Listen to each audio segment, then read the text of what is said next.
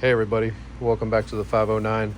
It's been a little while since I made another video about, I made an offset like it was out of a 3x4 downspout, and I made it like a B offset. So I'll see if I can put a card up here. You can click on that link if you want to. But I actually got a request after I made that video about making it like an offset, making one like a regular offset that comes out from the wall. But usually, a lot of times, you know, people, us included, but we've run into situations where we don't have these. But, you know, you might need an offset. You know, this is kind of one of the traditional ways that people use offsets. And let's see if I can, well, I guess about I can, you know what I mean. So anyways, I'm going to make an offset like that out of just a regular straight piece of downspout, whether it be because you don't have any in the truck or you just don't want to buy them. It's up to you, however you want to do it, but I'm going to show you how I would make these on the job site. All right, so the first thing I'm going to do is, you know, normally on this kind of offset, this is about 5 inches. You know, we'll probably just start off at about 4 inches. And what we want to do is we want to create this elbow here. So we want the elbow to come out.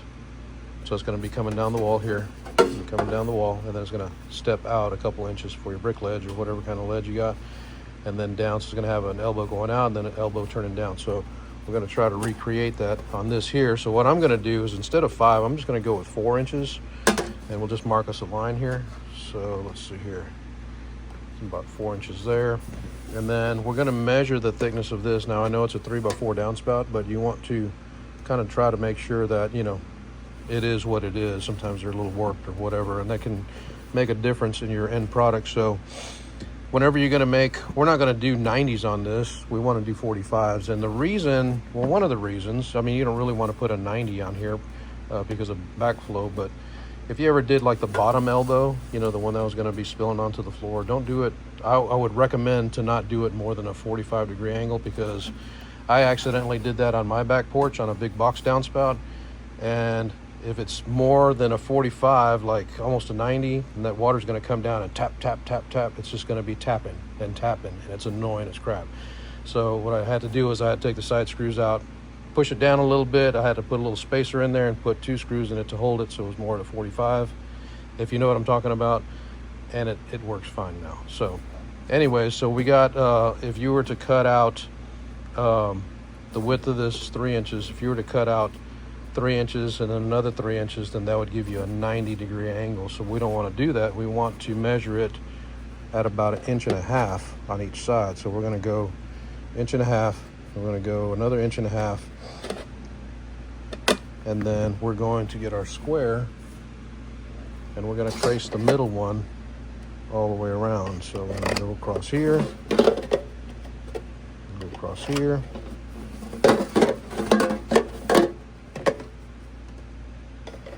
go across there, and this one we're going to go ahead and go across as well. So we're going to connect this one. If you look straight down at it, you know, you got to look straight down the line, and wherever that comes out at that corner, you're going to go ahead and draw your little 45 to go this way. See, this one stopped short where I drew it. So if you look down the line there, right about there, this is going to be your intersection point right here. So this one's going to come this way from there. If you put it up here, it's not going to turn right. So we're going to go from there to there. Let's see if I can do this around the camera.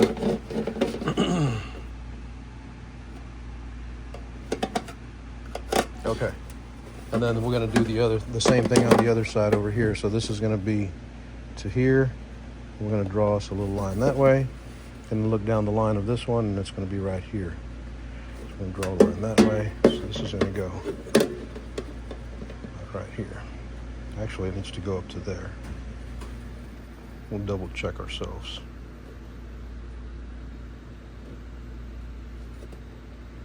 If I can get it straight.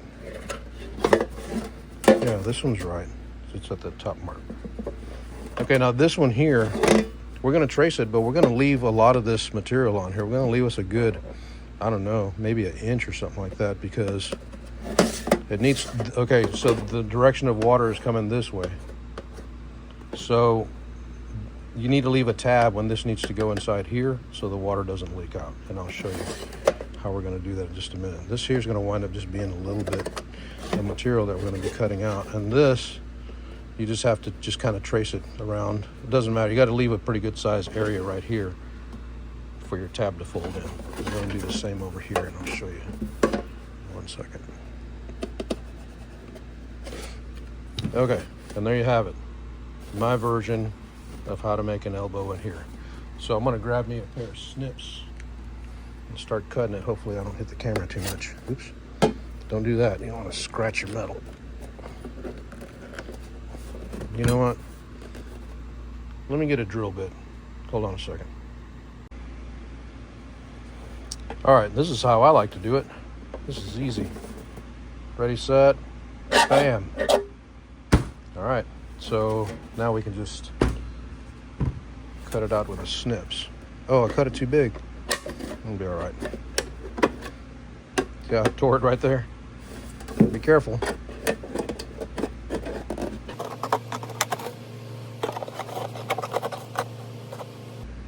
Okay, on this line here, you want to cut it right on the line. Don't cut it too much. Just any little bit is going to make a difference. 1/16, 1/8 inch. It's going to make your angle close up a little more than it needs to. And then the other one, you're going to do it at that same 1.5 inches. And it might be off. It might come straight down. And then the other one might either go out a little bit or come back in too far or something. So you want to try to get this line right on your pencil line.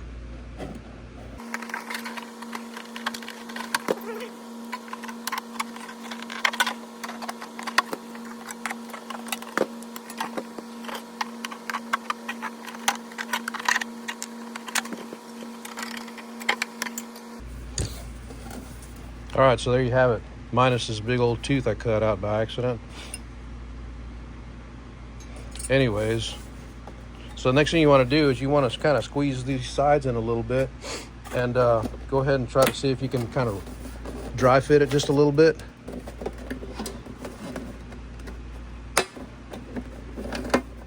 Like that.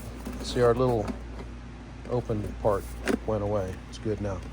So it fits all right. But what you want to do, one more thing you want to do is open this back up and get you some caulking. And you need to get you a dab. I don't have an open tube of caulking right now. You want to get you a dab and put it right in this corner. See that? And then do the same on the other side. You want to put another dab and cover that up a little bit. Don't get too crazy, you'll make a mess. But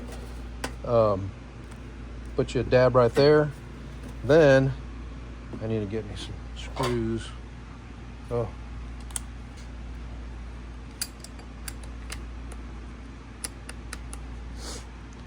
Okay, so after you put your little dabs of caulking in there, you go ahead and close this up like this, and then get you a screw. Now you can do this a couple of ways, as you guys know. You can put some self-tappers in there. You can put some zip screws in there. You can put rivets in there, however you want to do it. Just put you a screw right here toward the front, like this. That keeps that from, if you put it over here, then just a little less leverage pressure would, it would take to pop that off. So you want to put it over here to hold it a little bit better. And then this one here, we're going to go ahead and put us another, wherever it is, put us another fastener on this side here.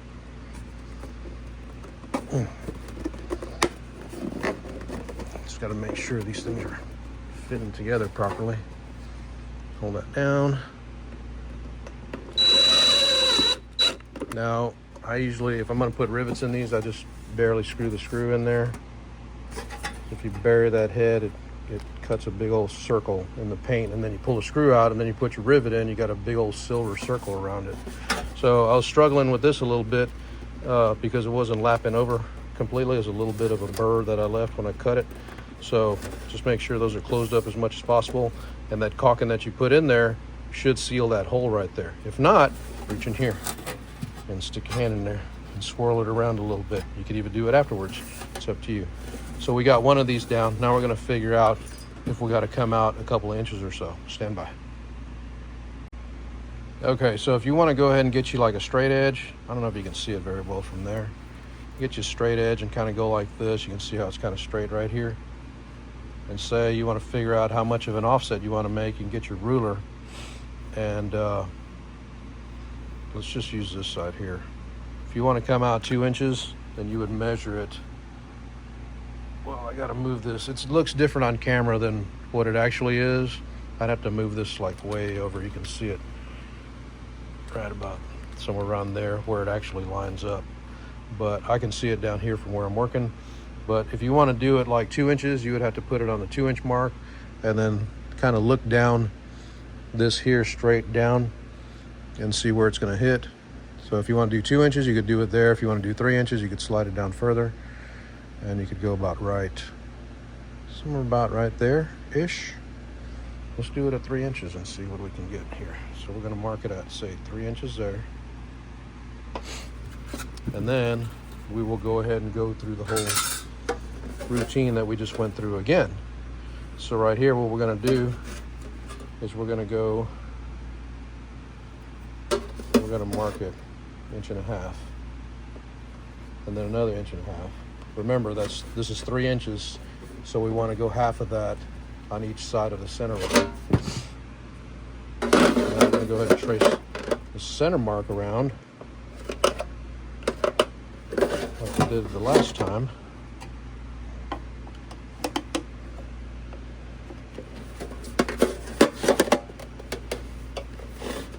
You don't see that all right?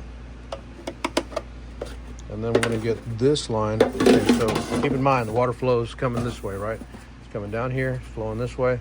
So this one here, that's the center line. This upper part, just like this upper part, is going to go inside the lower part. Upper part, lower part. So we're going to leave us a tab on this side here. We're not going to cut it at the full 1.5 inches. We're going to come back about 1 inch and leave that tab like we did the other one. So the upper part going into the lower part has to have that tab. Okay. So we're going to go ahead and transfer this line over. And then we're going to connect that over here to this, to this. Do the same over here.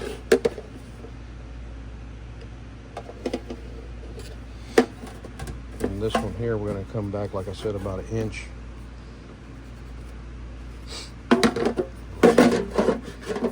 Be careful over here if you don't know. You're trying to do this number here because this part's over here getting stuck on this corner down here. See that? It's going to give you a false reading. So you want to come over here where it's nice and straight. So we're going to go over here to this. And we're going to trace this over. It doesn't have to be perfect. Just come over a little bit like that. And then this come over a little bit like that. And then we'll go ahead and pop a hole and cut it out again. All right, there you go. We've got a hole in it now, so we'll go ahead and cut this out. Remember, stay on this line right here. I'll speed this up for you guys a little bit.